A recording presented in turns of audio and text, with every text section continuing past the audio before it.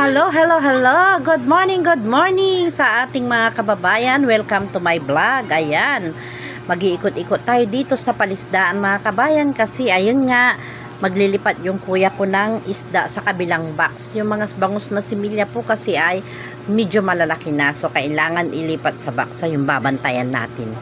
Baka sakaling makalibre tayo ng ulam mga kabayan. Ito ang buhay probinsya dito sa Pangasinan. Hanap buhay ay isdaan. Ayan.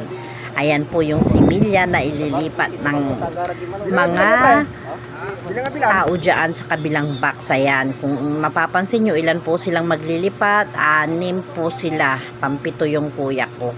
Hindi po kaya ng isa lang kasi marami pong isda yan. Ayan, tingnan ninyo kung gaano kahirap.